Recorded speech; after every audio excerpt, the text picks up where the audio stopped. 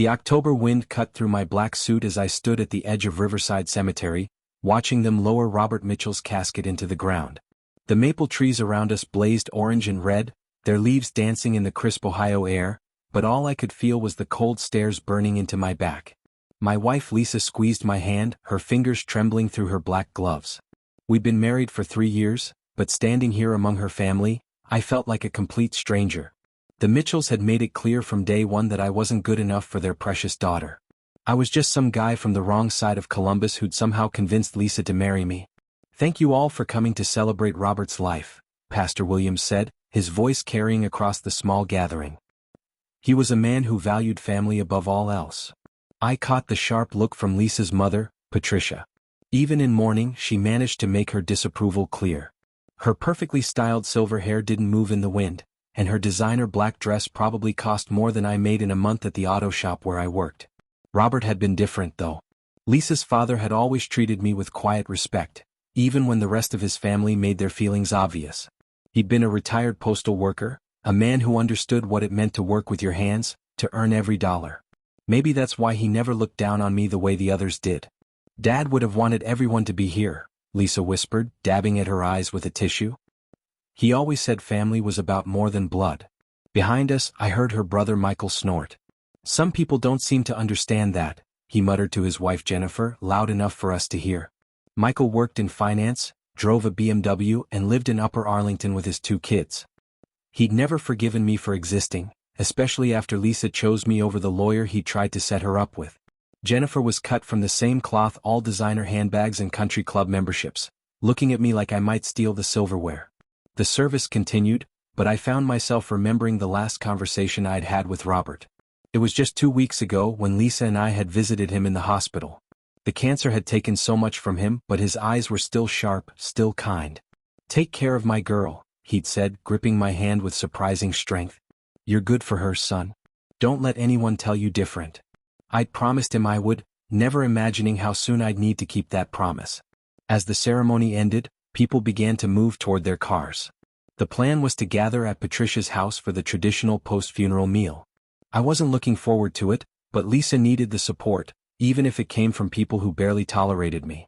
"Coming to Mom's?" Michael asked Lisa, pointedly ignoring me. "Of course," Lisa replied. "We'll be right behind you." As we walked to our 10-year-old Honda Civic, parked between Michael's BMW and Patricia's Mercedes, I caught fragments of conversations from other family members. Never understood what she saw in him. Dad always was too soft-hearted. Hopefully now she'll come to her senses. Lisa must have heard them too because she stopped walking and turned around. "Enough," she said, her voice carrying that steel I'd fallen in love with. "My husband is family whether you like it or not. Dad understood that even if you don't." The silence that followed was deafening. Patricia's lips pressed into a thin line, and Michael looked like he'd swallowed something bitter. But Lisa had made her point. The drive to Patricia's house in Bexley took 20 minutes through Columbus's tree-lined streets. The neighborhood was everything I wasn't: old money, established families, houses that had been passed down through generations. Patricia's Victorian mansion sat on a corner lot, complete with a wraparound porch and a garden that probably cost more to maintain than my annual salary. Inside, the house was exactly what you'd expect: antique furniture, family photos going back generations, and the kind of formal atmosphere that made you afraid to touch anything. The dining room table was loaded with casseroles and desserts that neighbors had brought over, the traditional Midwestern response to death. I helped Lisa fill her plate, then found a quiet corner where I could eat without drawing attention. But Patricia had other plans. "I suppose you'll be looking for another job now," she said, appearing beside me with her own plate barely touched. "Excuse me?" "Well, Lisa won't need to be supporting you anymore. Now that Robert's gone, she'll inherit her fair share, and she can finally afford to find someone more suitable." The casual cruelty of it took my breath away. "Mrs. Mitchell, I've never asked Lisa for money. I work 40 hours a week." "At a garage?" she interrupted. "Robert may have been fooled by your act, but I see right through you. You married my daughter for her inheritance." "What inheritance?" The words came out harder than I intended. "Lisa works as a teacher. We live in a 1-bedroom apartment and split the grocery bills." Patricia's smile was cold. "Oh, you'll see. Robert was more generous than he let on. But don't think you'll get your hands on any of it." Before I could respond, she glided away, leaving me standing there with a half-eaten sandwich and a growing sense of unease. What had she meant about an inheritance? Lisa had never mentioned anything about family money. The afternoon dragged on, filled with uncomfortable silences and barely concealed hostility. Lisa tried to keep the peace, moving between family groups, accepting condolences, and pretending she couldn't see the way they looked at me. But I could see the strain wearing on her. Around 4 o'clock, Patricia announced that everyone should gather in the living room. "Harold Brennan will be here shortly to read Robert's will," she said, her voice taking on a formal tone. Lisa looked surprised. "I didn't know Dad had changed his will recently." "He made some updates a few months ago," Patricia said. "Nothing major, I'm sure. Just some minor bequests." But something in her tone suggested she knew more than she was letting on. Michael and Jennifer exchanged a look, and I noticed several other family members straightening up with interest. Harold Brennan arrived precisely at 4:30, an elderly man with wire-rimmed glasses and a leather briefcase that looked like it had seen decades of use. He'd been Robert's lawyer for 20 years, handling everything from the family's business dealings to their personal affairs. "Good afternoon, everyone," he said, settling into Patricia's antique armchair. "I know this is a difficult time, but Robert was very specific about wanting his wishes known as soon as possible after the service." He opened his briefcase and withdrew a thick legal document. Robert Mitchell's last will and testament, dated August 15th of this year. August 15th. That was just 6 weeks ago, right after Robert's diagnosis had worsened. I remembered Lisa mentioning that her father had been taking care of some paperwork around that time. "Before we begin," Harold said, adjusting his glasses, "I want everyone to understand that Robert gave considerable thought to these decisions. He consulted with me multiple times and was very clear about his intentions." Patricia nodded approvingly. Of course he was. Robert was always practical about family matters. Harold began reading the formal language of the will, the usual legal terminology about sound mind and body, the revocation of previous wills, the appointment of executors. But as he moved into the specific bequests, the atmosphere in the room began to change. "To my beloved wife Patricia, I leave the contents of our joint savings and checking accounts, along with my life insurance policy, totaling approximately $150,000. Patricia smiled, clearly pleased. That was a substantial sum, enough to maintain her lifestyle comfortably. "To my son Michael and his family, I leave my coin collection, valued at approximately $25,000, along with the family photographs and genealogical records." Michael nodded, satisfied. The coin collection had been Robert's pride and joy, and everyone had assumed it would go to his son. "To my various nieces and nephews, I leave the following personal items and monetary gifts." Harold continued through a list of smaller bequests, jewelry, family heirlooms, modest cash gifts to extended family members. The mood in the room was relaxed, even pleasant. This was going exactly as everyone had expected. Then Harold turned the page and his expression grew more serious. "Now we come to the matter of the family home at 1247 Maple Street," he said. This was the big one. The house where Robert and Patricia had raised their children, where 3 generations of Mitchells had lived. It was worth at least $400,000, maybe more in the current market. Everyone assumed it would go to Patricia, or perhaps be split between Patricia and the children. Harold cleared his throat. "To my daughter Lisa's husband, whom I have come to love and respect as a son, I leave the family home at 1247 Maple Street, along with all its contents, free and clear of any mortgage or liens." The silence that followed was so complete I could hear the grandfather clock ticking in the hallway. Then Patricia's teacup crashed to the floor. "What?" she whispered. Harold continued reading, his voice steady and professional. "I make this bequest because I believe he will care for this house and its memories with the same love and respect that I have tried to show. I have watched him work to support my daughter, never asking for anything from our family, and I believe he deserves to be rewarded for his character and integrity." Michael shot to his feet, his face red with anger. "That's impossible. There has to be some mistake." "There's no mistake," Harold said calmly. "I prepared this document myself at Robert's specific request. We went over it multiple times to ensure his intentions were clear." Jennifer's voice was shrill with disbelief. "He can't leave the family house to some stranger." "He's not a stranger," Harold replied. "According to this document, Robert considered him family." I felt like I was floating outside my body watching the scene unfold. Lisa's hand found mine, squeezing tight, but I couldn't look at her. The weight of 30 pairs of eyes was crushing, some shocked, others filled with pure hatred. "This is ridiculous," Patricia finally managed, her voice shaking with rage. Robert wasn't in his right mind. The cancer, the medications. Mrs. Mitchell, Harold interrupted firmly, I can assure you that your husband was completely lucid when he made these decisions. In fact, he anticipated there might be questions about his mental state, which is why he had Dr. Morrison conduct a cognitive evaluation before signing. The doctor's report is attached to the will. Michael began pacing behind the couch, running his hands through his hair. There has to be a way to contest this. Dad couldn't have meant to give away the family home to him. To your brother-in-law, Lisa said quietly, but her voice carried across the room. To the man who visited Dad every week in the hospital.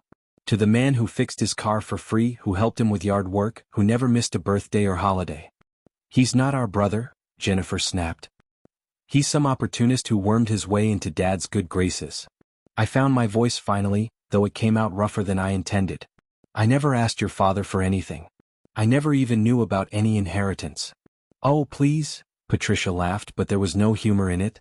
You expect us to believe you had no idea? That you just happened to be the perfect son-in-law out of the goodness of your heart? Yes, I said simply. Because that's the truth. Harold cleared his throat again. If I may continue, there's more to the will. More? I couldn't imagine what else there could be, but the room fell silent again. Robert also left a personal letter to be read aloud with the will, Harold said, pulling out a sealed envelope. He was very specific that everyone should hear this. He broke the seal and unfolded a piece of paper covered in Robert's familiar handwriting. Even from across the room, I could see the slight tremor that had affected his writing in his final months. To my family, Harold began reading, I know some of you will be surprised by my decision to leave the house to my son-in-law. I want to explain why. Patricia made a sound somewhere between a sob and a growl, but Harold continued. 3 years ago, when Lisa brought him home for the first time, I'll admit I had my doubts. He wasn't what I had pictured for my daughter. He didn't have money or connections or an impressive job title. But I've learned that character matters more than any of those things. The grandfather clock chimed 5 times, marking the passage of time that felt like hours. Over these past 3 years, I've watched him work 2 jobs to help pay for Lisa's master's degree. I've watched him spend his Saturdays helping elderly neighbors with home repairs, never asking for payment. I've watched him treat my daughter with a respect and love that money can't buy. Lisa was crying now, silent tears streaming down her face. I pulled her closer, feeling the hostility in the room intensify. When I got sick, he was the one who researched treatments, who drove me to appointments when Patricia was too upset to come along. He was the one who sat with me during chemotherapy sessions, making jokes to keep my spirits up. He never complained, never asked for recognition, never made it about himself. That's what family does, Michael protested. Harold looked at him over his glasses. The letter addresses that point directly. He continued reading. Some of you might say that's what family does. But the truth is, my own children visited me twice during my entire illness. My son-in-law came every week, sometimes twice a week, even when he was working overtime to cover Lisa's student loans. The accusation hung in the air like smoke. Michael's face went white, then red, then white again. Jennifer stared at the floor. I'm not leaving him the house because I want to hurt anyone. I'm leaving it to him because he's the only person in this room who loved me without expecting anything in return. He's the son I never had, and he's earned this through his actions, not his bloodline. Patricia stood abruptly, her chair scraping against the hardwood floor. I won't listen to any more of this nonsense. Robert was manipulated. Mrs. Mitchell, Harold said firmly, I'm required by law to read this entire letter. Robert specifically requested it. She sat back down, her lips pressed so tight they disappeared entirely. I know this will cause problems and I'm sorry for that. But I hope someday you'll understand that family isn't about DNA. It's about showing up, caring for each other and putting love before personal gain. He has shown me more family loyalty than I received from some of my blood relatives. The letter continued with a few more paragraphs about Robert's love for his family and his hopes for healing, but I could barely focus on the words. The implications of what was happening were starting to sink in. I owned a house. Not just any house, a beautiful Victorian worth nearly $500,000, in one of Columbus's most desirable neighborhoods. It was impossible to comprehend. But more than that, I understood now why Robert had done this. It wasn't just about the house or the money. It was about recognition, about finally being accepted as family by the one person whose opinion had mattered most to Lisa. When Harold finished reading, the room erupted. This is unacceptable, Patricia declared. I'll contest this will. No court would uphold such an obviously manipulated document. You're welcome to try, Harold replied calmly. But I should warn you that Robert anticipated this response. He documented his reasoning extensively, and he had the cognitive evaluation I mentioned. Any legal challenge would be expensive and unlikely to succeed. Michael was pulling out his phone. I'm calling my lawyer. This has to be illegal somehow. Actually, Harold said, Robert gave me one more instruction. If anyone threatens legal action, I'm to remind them of the no contest clause. What no contest clause? Jennifer asked. Harold flipped to another page of the will. Any beneficiary who contests this will or encourages others to contest it forfeits their inheritance entirely. That includes you, Mrs. Mitchell? Patricia went completely still. The $150,000 she'd just inherited, her financial security, would disappear if she fought this. He thought of everything, didn't he? Lisa said softly. The next hour was a blur of angry accusations, threats, and ultimatums. One by one, family members left, some slamming doors, others leaving in icy silence. Patricia was one of the last to go, pausing in the doorway to look back at us. You've destroyed this family, she said, her voice cold as January wind. I hope you're proud of yourself. After she left, the house fell silent except for the ticking of that grandfather clock. Lisa and I sat on the antique sofa, holding hands, trying to process what had just happened. I'm sorry, I said finally. Lisa looked at me with red-rimmed eyes. For what? For causing this. For coming between you and your family. She laughed, but there was no humor in it. You didn't cause anything. Dad just showed them who they really are. Harold was packing up his briefcase, but he paused to look at us. For what it's worth, I think Robert made the right choice. I've been handling family wills for 30 years, and I've seen what money does to people. Your father-in-law was a good judge of character. After he left, Lisa and I drove home to our small apartment in silence. The contrast was jarring from Patricia's mansion to our tiny one-bedroom place with hand-me-down furniture and a refrigerator that hummed too loudly. What happens now? Lisa asked as we sat on our second-hand couch. I looked around our small living room, at the pictures we'd hung with thumbtacks because we couldn't afford proper frames, at the coffee table I'd built from scrap wood. It was humble, but it was ours. I don't know, I admitted. I never expected this. I never wanted this. Dad knew that, she said. That's exactly why he did it. That night, I lay awake staring at the ceiling, listening to Lisa's breathing beside me. Tomorrow we would have to figure out what to do with a house we couldn't afford to maintain, in a neighborhood where we'd never belong. We'd have to navigate a family that now saw me as a thief who'd stolen their inheritance. But Robert's words kept echoing in my mind. Family isn't about DNA, it's about showing up. He'd shown up for me in the most profound way possible, and now I had to figure out how to honor that gift. The next morning came too soon, gray October light filtering through our apartment's thin curtains. Lisa was already up, sitting at our small kitchen table with a cup of coffee and a legal pad covered in her neat handwriting. Making lists? I asked, pouring myself a cup from the pot she'd made. Trying to figure out what we're supposed to do now, she said, not looking up. The property taxes alone are going to be more than our monthly rent. I sat across from her, studying her list. Insurance, utilities, maintenance, taxes, numbers that made my head spin. The house might be paid off, but owning it would cost us nearly $2,000 a month. Money we simply didn't have. Maybe we should sell it, I said. Lisa's pen stopped moving. Is that what you want? I want what's best for you. For us. I reached across the table to touch her hand. Your family already hates me. If we sell the house and give them the money, they'll still hate you, she interrupted. And we'll be out $400,000 because you feel guilty about something that isn't your fault. My phone buzzed. A text from an unknown number. This isn't over. Some people know their place. Others need to be taught. I showed Lisa the message and her face darkened. Probably Michael, she said. He always was a coward when it came to direct confrontation. More messages followed throughout the morning. Some were from numbers I didn't recognize, others were from Lisa's extended family members who'd gotten my number over the years. The messages ranged from disappointed, thought you were better than this, to threatening, you better watch your back. By noon, Lisa had stopped answering her phone entirely. I need to see the house, I said finally. Actually see it, walk through it, figure out what we're dealing with. Lisa nodded. I haven't been inside since I was in college. Mom always preferred we meet at restaurants when I visited. The drive to Bexley took us through neighborhoods that got progressively more expensive. By the time we pulled up to 1247 Maple Street, I felt like we were visiting a museum.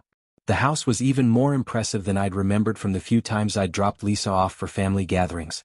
3 stories of Victorian elegance, with gingerbread trim painted in cream and forest green, bay windows that sparkled in the afternoon sun, and a wraparound porch that begged for summer evenings and sweet tea. Harold had given us the keys along with a thick folder of documents, insurance policies, utility accounts, maintenance records going back decades. My hands shook as I unlocked the front door. The interior was like stepping back in time. Hardwood floors that had been refinished to a mirror shine, built-in bookcases filled with leather-bound volumes, and furniture that belonged in a museum. The living room where we'd sat yesterday for the will reading looked different without 30 angry people crowded into it, larger, more peaceful. "Dad always loved this house," Lisa said softly, running her hand along the carved banister of the main staircase.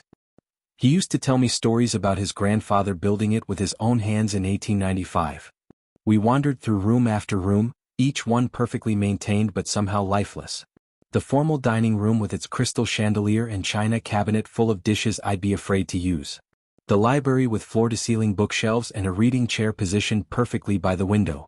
The kitchen, recently updated but still retaining its vintage charm with subway tiles and butcher block counters.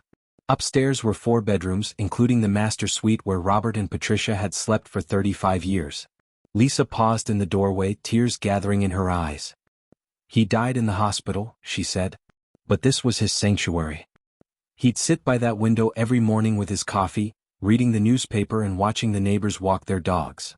The view from the master bedroom window showed the entire neighborhood, tree-lined streets where children rode bicycles, well-maintained homes with carefully tended gardens, the kind of community where people knew each other's names and looked out for each other's property.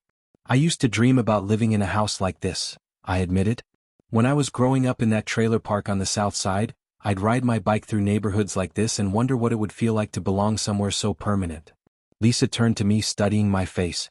"And now you do belong here. Dad made sure of it." "But did I?" Even as we explored the house, I felt like an intruder, like someone who'd wandered into a movie set where I didn't belong. The weight of expectations, of judgment, of responsibility pressed down on my shoulders. My phone rang. Harold Brennan. "I wanted to check in," the lawyer said. "I know yesterday was overwhelming. Do you have any questions about the inheritance?" "About $1 million, I said. "Starting with how I'm supposed to afford to keep this place. Actually, that's part of why I'm calling. Robert left some additional instructions that I didn't mention yesterday. He set up a small trust fund specifically for house maintenance and taxes. It's not enough to live on, but it should cover the major expenses for the first few years." I nearly dropped the phone. "He thought of that too?" Robert was very thorough. "He knew you'd worry about the financial burden, so he made provisions. There's about $50,000 in the trust, managed by my firm. It should give you time to decide what you want to do long term." After Harold hung up, I found Lisa in what must have been Robert's home office. The walls were covered with family photos, Lisa's graduation from college, family vacations, Christmas mornings. But I was surprised to see several photos that included me, Lisa and me at our wedding, a barbecue from last summer, the 2 of us helping Robert plant tomatoes in his garden. "Look at this," Lisa said, holding up a photo I'd never seen. It showed me and Robert working on his old Buick in the garage, both of us covered in grease, laughing at something. Lisa must have taken it without us noticing. "He kept this on his desk," she said softly. "Right where he'd see it every day." In the desk drawer she'd found something else, a folder marked with my name. Inside was a handwritten letter, dated just a month before Robert's death. "If you're reading this, then I'm gone and you're probably feeling overwhelmed. I want you to know that giving you this house isn't a burden I'm placing on your shoulders, it's a gift I'm giving to someone I've come to love like a son. I grew up in this house, raised my children here, and I've watched it shelter 3 generations of my family. Now I want it to shelter yours. Not because you need it, but because you'll appreciate it. You'll take care of it the way I always tried to. Don't let the others make you feel guilty. Family isn't about blood, it's about the people who show up when it matters. You showed up for me and now I'm showing up for you. The house comes with responsibilities but also with possibilities. Make it yours. Fill it with love and laughter. Give your children the kind of stable home you never had growing up. You've earned this, son. Don't let anyone tell you different. With love and respect, Robert Mitchell. P.S. The 3rd floorboard from the window in the master bedroom is loose. I hid emergency cash there for 40 years, about $3,000. Patricia never knew. Use it for whatever you need to get started." I had to sit down. Lisa read the letter over my shoulder, and I felt her tears drop onto the paper. He really did think of everything, she whispered. We found the loose floorboard exactly where Robert had described, and sure enough, there was an envelope containing $3,100 bills. Even from the grave, Lisa's father was taking care of us. That evening, we drove through downtown Columbus, past the auto shop where I worked, past Lisa's school, through the neighborhoods where we'd built our modest life together. Everything looked different now, viewed through the lens of sudden, unexpected wealth. We don't have to decide anything tonight, Lisa said as we sat in traffic. Or even this week. The house isn't going anywhere. But I knew the decision had already been made, really. We could sell the house, take the money, and buy something more appropriate to our income level. We could rent it out and use the income to improve our own situation. We could do a dozen different things that would make financial sense. Or we could honor Robert's gift by accepting it fully, by making his house our home, by raising our future children in the same rooms where Lisa had grown up. Your mother will never forgive me, I said. My mother has never approved of anything I've done since I was 12 years old, Lisa replied. At some point I have to live my life for me, not for her. As we pulled into our apartment complex, my phone buzzed with another unknown number. But this message was different from the threatening ones I'd been receiving all day. This is Robert's neighbor, Mrs. Chin. I wanted you to know that your father-in-law spoke about you often. He was proud to call you family. Don't let anyone make you ashamed of his gift. Then another. I'm Pastor Williams from yesterday's service. Robert asked me to reach out if his family gave you trouble. He expected this reaction, and he wanted you to know his church family supports his decision. And another. This is Dr. Morrison, Robert's physician. He specifically asked me to confirm his mental state when he wrote his will. He was completely lucid and very determined. He made the right choice. One by one, messages of support began arriving from people I'd never met, neighbors who'd watched me help Robert with yard work, church members who'd heard him brag about his son-in-law, medical professionals who'd seen how I cared for him during his illness. For every hateful message from Lisa's blood relatives, there were 2 supportive ones from people who'd witnessed our relationship firsthand. Look at this, I showed Lisa the messages as we climbed the stairs to our apartment. She scrolled through them, a smile forming on her face for the first time in 2 days. Dad built quite a network of support for you, didn't he? That night, as we lay in bed in our tiny apartment, I made my decision. We're keeping the house, I said into the darkness. Are you sure? Your father didn't give it to me so I could sell it and make a profit. He gave it to us so we could build a life there. So our kids could have the stability I never had, the kind of home you grew up in. Lisa rolled over to face me, her eyes shining even in the dim light. Our kids. It was the first time either of us had mentioned children specifically, though we talked about someday, and when we're ready, and in a few years. But lying there thinking about that beautiful house with its 4 bedrooms and large backyard, the possibility felt real for the first time. Our kids, I confirmed. If we're lucky enough to have them. They'd love that house, she said softly. All those rooms to explore, the big yard, the neighborhood full of families. And they'd know their grandfather through the house he left them. Through the love he put into every room. Lisa kissed me, and for the first time since Robert's death, the future felt bright instead of overwhelming. But as I drifted off to sleep, I couldn't shake the feeling that the hard part was just beginning. Inheriting the house had been the easy part. Learning to live with the consequences, with a family that saw me as a thief, with neighbors who might judge us, with the constant pressure to prove we deserved what we'd been given, that would be the real test. Tomorrow we would start the process of moving from our small apartment to a house worth nearly $500,000. We would begin the delicate work of making someone else's family home into our own. And somewhere in Columbus, Lisa's family would be planning their next move, because people like Patricia and Michael Mitchell don't give up easily when they think they've been wronged. The inheritance was just the beginning of our story, not the end. Moving day came 3 weeks later, on a crisp November morning when the last of the autumn leaves were clinging stubbornly to the maple trees lining our new street. I'd hired 2 guys from work to help with the heavy lifting, though we didn't have much furniture that would look right in a house like 1247 Maple Street. Our second-hand couch looked lost in the massive living room, like a rowboat in an ocean. The coffee table I'd built from scrap would seem shabby next to Robert's antique end tables. But Lisa insisted we keep our things alongside Robert's. "This is our home now," she said, directing the movers to place our bedroom dresser next to Robert's mahogany armoire. "Dad wanted us to make it ours, remember?" Mrs. Chin from next door appeared around noon with a casserole and a warm smile. She was a tiny woman in her 70s, with steel-gray hair and eyes that missed nothing.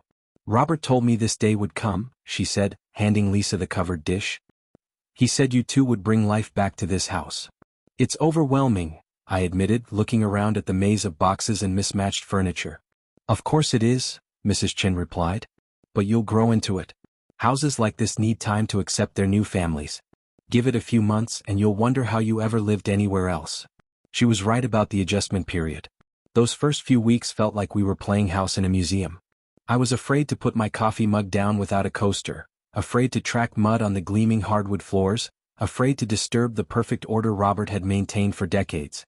Lisa adapted faster than I did, maybe because she'd grown up in houses like this.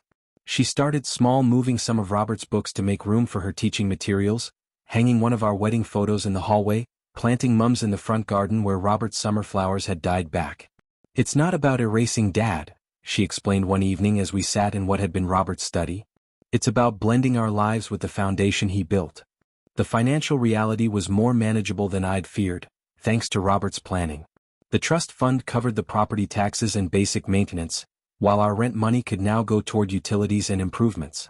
I'd even gotten a small raise at the shop, enough to cover the increased grocery budget that came with maintaining a much larger home. But the social aspects were trickier. The Bexley community was polite but reserved, clearly wondering about the young couple who'd suddenly appeared in the Mitchell house. I caught neighbors glancing at my 10-year-old Honda parked in front of a $500,000 home, their expressions carefully neutral but obviously curious. The Mitchell family's reaction was more direct. Patricia had apparently launched a campaign to convince anyone who'd listened that I'd manipulated Robert into changing his will. The stories grew more elaborate with each telling I'd isolated Robert from his family, I'd convinced Lisa to marry me for money, I'd somehow coerced a dying man into giving up his most valuable possession. Michael took a more aggressive approach. He showed up at my workplace one afternoon, wearing his usual expensive suit and driving his BMW, looking completely out of place among the grease stains and tire changes. "We need to talk," he said, cornering me near the hydraulic lift where I was working on an oil change. "About what?" I didn't stop working. Something about his presence in my workplace felt like an invasion. "About the mistake you're making. Keeping that house, pretending you belong in our neighborhood, making Lisa complicit in your theft." I set down my wrench and looked at him directly. "Your father made his choice. I didn't ask for it, but I'm not going to apologize for it either." "You could make this right," Michael said. "Sell the house, give the money to Mom. She's the one who deserves it, who sacrificed for that family." "Your mother inherited $150,000, I pointed out. "That's not exactly poverty. That money won't last forever. The house would have secured her future." I wiped my hands on a shop rag, buying time to think. "Michael, I understand you're upset. But your father was clear about what he wanted. Fighting it won't bring him back. Fighting it might save my sister from the mistake she's making," he shot back. "Lisa's a smart woman, but she's always been too trusting. She doesn't see how you've manipulated this whole situation." That stung, mostly because part of me still wondered if he was right. Had I somehow influenced Robert without realizing it? Had my weekly visits been seen as manipulation rather than genuine care? "I loved your father," I said quietly. "He was more of a father figure to me than my own dad ever was. If you think I was faking that for 3 years on the off chance he might leave me something in his will, then you don't know me at all." Michael's expression softened slightly, but his voice remained cold. "Maybe you did love him. But keeping that house is still wrong. It's not your family's legacy." After he left, I couldn't concentrate on work. My boss, Tony, found me staring at the Honda I'd been working on, tools forgotten in my hands. "Family problems?" he asked. Tony was a good guy, someone who'd given me a chance when other shops wouldn't look past my lack of formal training. I told him the whole story, the inheritance, the family drama, the guilt that kept me awake at night. Tony listened without judgment, occasionally nodding or making sympathetic noises. "You know what your problem is?" he said finally. "You're trying to live someone else's definition of what you deserve. This Robert guy, he knew what he was doing, right? He wasn't confused or sick. No, he was sharp until the end. Then he made his choice for his own reasons. Maybe those reasons don't make sense to his other kids, but they made sense to him. Your job isn't to justify his decision, it's to honor it." That evening, I found Lisa in the kitchen, grading papers at the large oak table that had come with the house. She'd made the room more comfortable over the past few weeks, adding colorful dish towels, a coffee maker that actually worked, and a small herb garden on the windowsill. "Michael came to see me at work today," I said, settling into the chair across from her. Lisa's pen stopped moving. "What did he want?" I told her about the conversation, watching her face grow more frustrated with each detail. He has no right, she said finally. No right to harass you at work, no right to question Dad's decision, no right to make you feel guilty for something you didn't ask for. Maybe he has a point though. About the house belonging to your family. Stop. Lisa's voice was firm. Just stop. You're my family. Dad recognized that even if Michael can't. This house belongs to us because Dad wanted it to belong to us. She stood up, pacing to the window that looked out onto the backyard where Robert had grown his prized tomatoes. Do you know what I remember most about growing up here? The fights. The constant tension between Mom and Dad about money, about his job, about whether we fit in with the other families in the neighborhood. I hadn't known about the fights. Lisa rarely talked about her childhood, and I'd assumed it had been as picture-perfect as the house itself. Mom always wanted more, a bigger house, a better address, country club memberships we couldn't afford. Dad worked extra shifts at the post office to pay for her ambitions, but it never felt like enough. This house was beautiful, but it wasn't happy very often. She turned back to me, her eyes bright with unshed tears. With you it feels different. Peaceful. Like a home instead of a showcase. That night, we made love in the master bedroom for the first time since moving in. It had taken weeks to feel comfortable enough to claim Robert and Patricia's old room, but Lisa was right, it felt different now. Not like we were sleeping in someone else's bed, but like we were finally home. The next morning brought an unexpected visitor. I was in the garage trying to figure out Robert's complicated tool organization system, when a sleek black sedan pulled into the driveway. A woman in an expensive business suit got out, carrying a leather briefcase and wearing the kind of confident expression that usually meant trouble. "Mr. Thompson?" she asked, approaching with a practiced smile. "That's me. I'm Rebecca Walsh from Walsh & Associates Real Estate. I understand you've recently inherited this property." I nodded, not sure where this was going. I wanted to discuss a unique opportunity. I have a client who's very interested in this house specifically, the historical significance and the prime location. They're prepared to make a substantial offer. She opened her briefcase and pulled out a folder. We're talking about $50,000 over current market value. Cash sale, quick closing, no contingencies. The number took my breath away. $450,000 would be life-changing money for Lisa and me. We could buy a nice house in a less expensive neighborhood and still have money left over for Lisa's student loans, a new car, maybe even a small college fund for future children. That's a generous offer, I managed. My client values privacy, but I can tell you they're looking for a property with character and history. This house has both in abundance.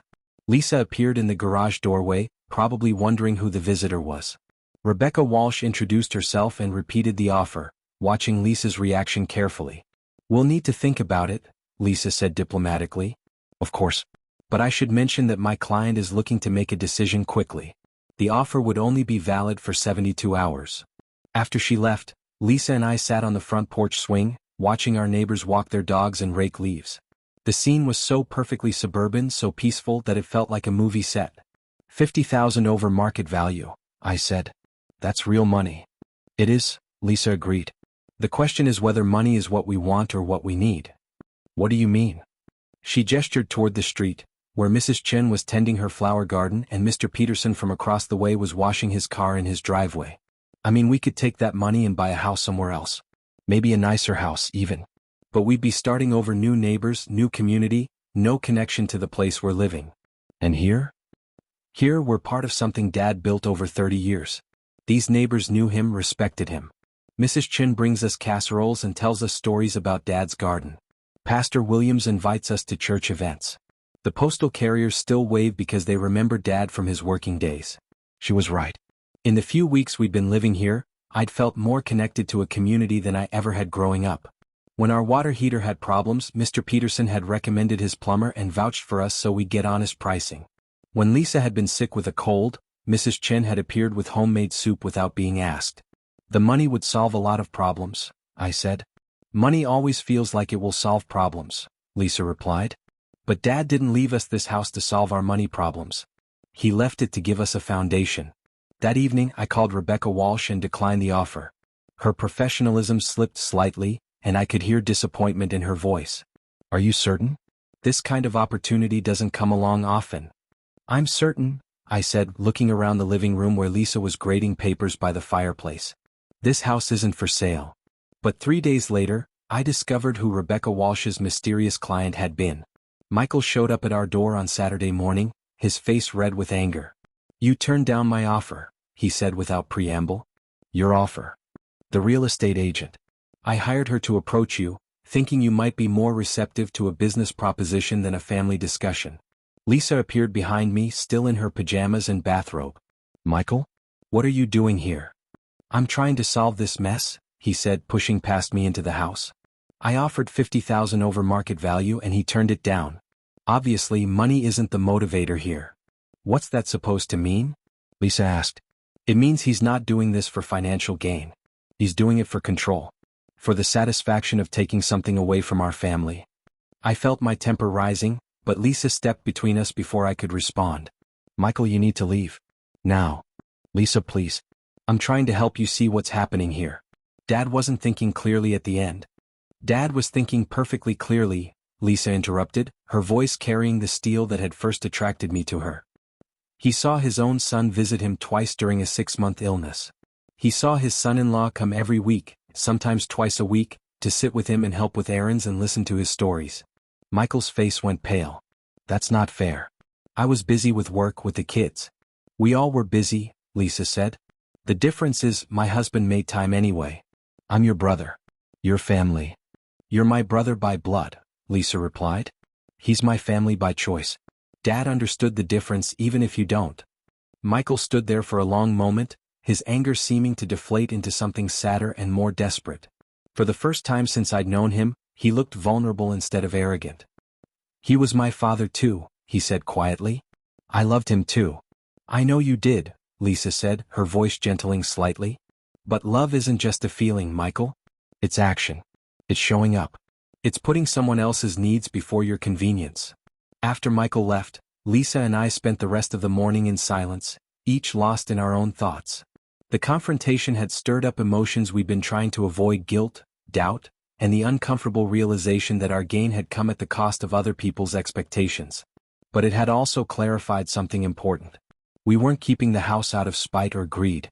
We were keeping it because Robert had seen something in our relationship that even we hadn't fully recognized: the kind of commitment that shows up not just in big moments, but in small, everyday acts of love. Over the following weeks, a routine began to emerge. I'd leave for work each morning from a house that still felt too grand for someone like me, but Lisa would be there in the kitchen, coffee ready, lunch packed, looking perfectly at home among Robert's antique furniture and family photographs. Evenings were spent learning the house's quirks: which floorboards creaked, how to coax the old radiators to life, where Robert had hidden spare keys and important documents.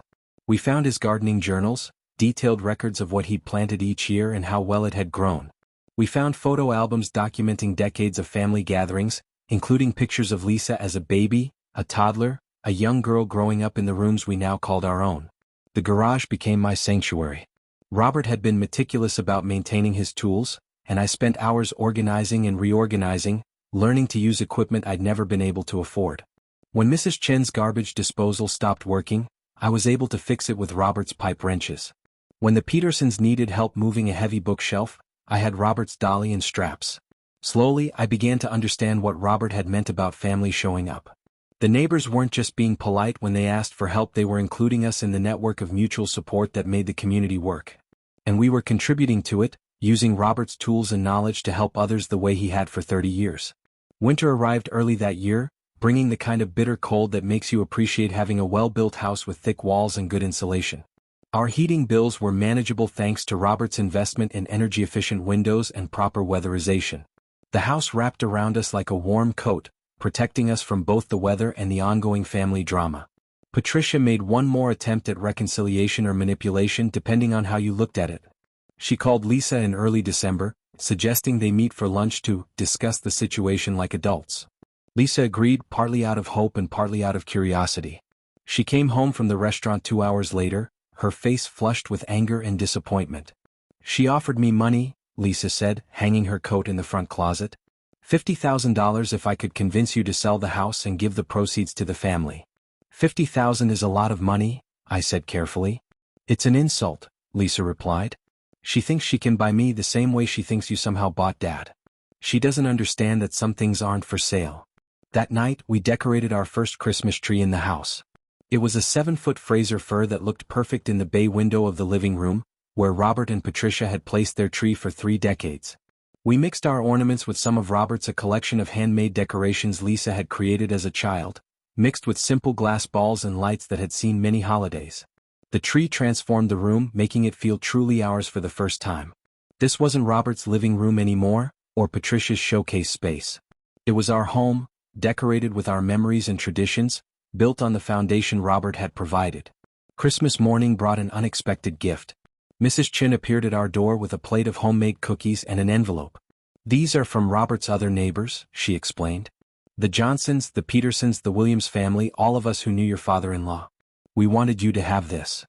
Inside the envelope was a card signed by a dozen neighbors, welcoming us officially to the neighborhood and expressing gratitude for the way we'd maintained Robert's legacy of community involvement. "Robert worried about what would happen to his house," Mrs. Chin said.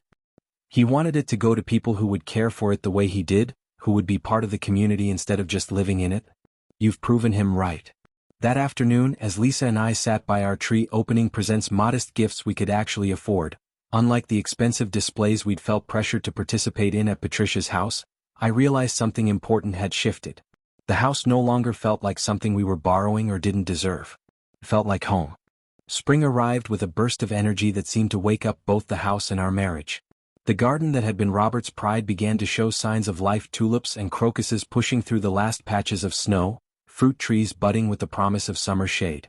Lisa threw herself into researching Robert's gardening notes, determined to maintain the beauty he'd cultivated over decades. I found myself looking forward to weekends spent working in the yard, using his tools to tend plants he'd chosen and placed with careful consideration. "Look at this," Lisa called one Saturday morning, waving a journal entry from 5 years earlier. "Dad planted those daffodils specifically because they'd bloom for Mom's birthday. He planned it as a surprise." The thoughtfulness behind every aspect of the property became more apparent as we spent time caring for it. The rose garden was positioned to be visible from the kitchen window where Patricia would have seen it while preparing meals. The herb garden was planted near the back door for easy access. The shade trees were placed to cool the house during summer afternoons. Everything had been done with love and intention, and now it was our responsibility to continue that tradition. My relationship with the house evolved from intimidation to appreciation to genuine affection. I learned to anticipate its moods, how the old windows rattled in windstorms, how the furnace hummed differently when it needed attention, how the hardwood floors expanded and contracted with the seasons. More importantly, I learned to trust that I belonged here. When the Petersons' teenage son asked if I could teach him basic car maintenance, I invited him to use Robert's garage and tools. When Mrs. Chin needed help winterizing her garden, I shared the techniques I'd learned from Robert's journals. When new neighbors moved in down the street, Lisa and I were among the first to welcome them with a casserole and an offer to help. We were becoming the people Robert had hoped we'd become, not just homeowners, but community members, not just inheritors, but stewards of something larger than ourselves.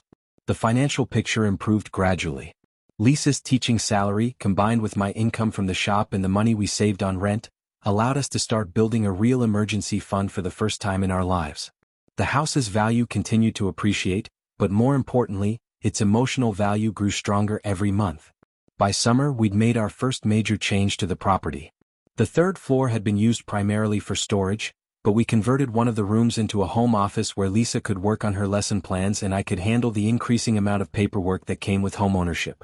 The project gave us confidence to make other improvements. We updated the guest bathroom, replaced the aging deck off the kitchen, and planted a vegetable garden in the sunny corner where Robert had grown his famous tomatoes. Each change felt like a conversation with Robert's memory, honoring what he built while adapting it to our needs and preferences. The house began to reflect our personalities alongside his, creating a blend of old and new that felt authentic and comfortable. The Mitchell family drama continued, but it felt increasingly distant from our daily lives. Patricia made occasional attempts to guilt Lisa into changing our minds, usually around holidays or family birthdays. Michael maintained his cold distance, though he stopped making overt threats. Jennifer simply pretended we didn't exist, which was honestly the most comfortable arrangement for everyone. But the real surprise came from Lisa's extended family, cousins, aunts, and uncles who'd witnessed the inheritance drama from the sidelines. Many of them reached out privately to express support for Robert's decision. They shared stories about their own interactions with me over the years, confirming that Robert's assessment of my character hadn't been based on manipulation or false impressions. Uncle Robert always talked about you with such pride, Lisa's cousin Sarah told us at a family barbecue that Patricia pointedly didn't attend. He said you were the son he'd never had, someone who understood the value of hard work and taking care of family. These conversations helped ease the lingering guilt I carried about accepting the inheritance. Robert's decision hadn't been made in isolation or confusion, it had been the result of years of observation and consideration, validated by multiple family members who'd seen our relationship develop over time. 1 year after moving into the house, we received an unexpected visitor. Harold Brennan called to ask if he could stop by to discuss some legal matters related to Robert's estate. Nothing problematic, he assured us over the phone. Just some final paperwork and a few items Robert asked me to handle after you'd been in the house for a full year. He arrived on a sunny Saturday afternoon in September, carrying the same leather briefcase he'd brought to the will reading. Lisa served coffee in Robert's china cups, and we sat in the living room where our story had begun. Robert left additional instructions, Harold explained, opening his briefcase. Items he wanted you to have only after you'd proven your commitment to maintaining the house and staying in the community. He pulled out another sealed envelope, this one marked for Lisa and her husband after 1 year. Lisa opened it with trembling fingers, revealing another handwritten letter and a small metal key. If you're reading this, Lisa read aloud, then you've successfully made my house your home. I hope this year has brought you joy and given you the foundation I always wanted you to have. The letter went on to explain that Robert had maintained a small safe deposit box containing additional family heirlooms jewelry that had belonged to his mother, Lisa's grandmother, along with some family documents and photographs he'd kept separate from the main estate. He wanted to be sure you were truly committed to staying, Harold explained. Some people might have sold the house after a few months once the initial shock wore off. He wanted these personal items to go to someone who understood their sentimental value, not just their monetary worth. At the bank, the safe deposit box revealed treasures that were priceless in emotional terms even if they weren't worth much money.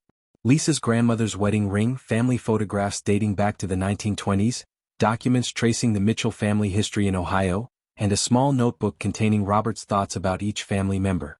The entry about Lisa was filled with pride about her teaching career, her kindness, and her choice of husband. But it was the entry about me that brought tears to my eyes. He works harder than anyone I know, never complains, and treats my daughter like the treasure she is. More importantly, he's taught me that family isn't about blood or money, it's about showing up consistently, even when it's inconvenient. I couldn't have asked for a better son-in-law, and I couldn't imagine leaving my house to anyone more deserving. That evening we sat on the front porch swing Robert had installed years earlier, watching our neighbors tend their gardens and walk their dogs. The scene had become familiar over the past year, but it still felt special, the kind of peaceful community life I'd dreamed about as a kid but never really believed I'd achieve. Any regrets? Lisa asked, her grandmother's ring sparkling on her finger where she'd moved it from the jewelry box to her hand. I thought about the question seriously. The year had been challenging in many ways. We'd faced family hostility, financial stress, social uncertainty, and the constant pressure of living up to Robert's expectations. We'd had to learn new skills, adapt to a different lifestyle, and navigate complex family dynamics that still weren't fully resolved. But we'd also experienced something I'd never had before: true stability. Not just financial security, though that was part of it, but the deeper security that comes from being rooted in a community, from having a place that's truly yours, from knowing that the foundation beneath your feet is solid and permanent. No regrets, I said finally. Your father gave us more than a house. He gave us a future. Lisa leaned against my shoulder, and we swung gently in the evening breeze, listening to the sounds of our neighborhood settling in for the night. Tomorrow would bring new challenges. The house always needed something, the garden required constant attention, and the Mitchell family dynamics remained complicated. But tonight, sitting in our home, surrounded by a community that had accepted us, I felt something I'd never experienced before: the deep satisfaction of belonging somewhere completely. The inheritance had been just the beginning. What we'd built over the past year, the relationships, the roots, the sense of purpose that came from stewarding something larger than ourselves, that was the real gift Robert had given us. 3 months later, Lisa and I gathered our courage for the most important conversation of our marriage. We'd been talking about children in abstract terms for months, but the security and stability of the house had made the possibility feel real in a way it never had before. 4 bedrooms, Lisa said one evening as we planned some minor renovations to the upstairs. Dad always said this house was meant for children. Are you saying what I think you're saying? I asked. I'm saying maybe it's time to stop planning for someday and start planning for next year. The decision felt right in a way that our previous life never could have supported. Our tiny apartment had been perfect for 2 adults, but the idea of raising children there had always seemed impossible. Here, with room to grow and a stable community to be part of, the future felt limitless instead of constrained. 6 months later, Lisa's pregnancy test showed 2 pink lines, and we knew that Robert's gift would extend beyond our own lives. Our child, Robert's grandchild, whether by blood or by choice, would grow up in the same rooms where Lisa had learned to walk, surrounded by the same community support that had welcomed us. The nursery we set up in the room next to ours had been Lisa's childhood bedroom. As I painted the walls a soft yellow and assembled the crib we'd bought with money from our growing savings account, I thought about the continuity Robert had made possible. Our child would never know the uncertainty I'd grown up with, would never wonder if home was permanent or temporary, would never question whether they belonged in their own family. They'd have the stability Robert had provided, built on the foundation of love and commitment he'd recognized in our marriage. Patricia and Michael were informed of Lisa's pregnancy through a brief phone call, but they showed no interest in reconciliation. Their loss felt more profound now than it had when it was just about us. They were choosing to miss out on knowing their grandchild and nephew or niece because of their pride and resentment. But Mrs. Chun was already knitting baby blankets, the Petersons offered to babysit whenever we needed help, and Pastor Williams began talking about baptism. The chosen family Robert had identified was already expanding to include the next generation. Standing in the nursery one evening as Lisa arranged the books on the small bookshelf, I realized that Robert's final gift wasn't the house itself, it was the understanding that family is something you build, not something you inherit. He'd built a family with Patricia and raised his children with love and intention. When that family fractured over money and resentment, he'd recognized the new family Lisa and I were creating together. Now we were extending that family forward, creating the foundation for another generation. The house would shelter our children the way it had sheltered Lisa, provide them with the security and stability that comes from being rooted in a community, surrounded by people who care about their welfare. But more than that, it would teach them what Robert had tried to teach his own children, that love is expressed through action, that family is about showing up consistently, and that the most valuable inheritance you can leave isn't money or property, but the example of a life lived with integrity and kindness. As I tucked Lisa into bed that night, her hand resting on her growing belly, I whispered a promise to the grandfather our child would never meet. We'll teach them about you, about what it means to be family, about the difference between what you earn and what you deserve. Outside our bedroom window, the maple trees that had been bare when we'd first moved in were now full of spring leaves, ready for another season of growth. The house settled around us with the familiar sounds of home, and I fell asleep knowing that Robert's gift had become exactly what he'd intended, not just an inheritance, but a legacy. The story that had begun with a will reading and a family's laughter had become something none of us could have predicted. A foundation for the future built on the understanding that the most valuable things in life aren't things at all, but the relationships we nurture and the love we choose to share. In giving us his house, Robert had given us the chance to build something lasting. In accepting his gift with gratitude instead of guilt, we'd honored not just his memory, but his vision of what family could be when it's based on choice rather than obligation. The inheritance was complete, but our story was just beginning.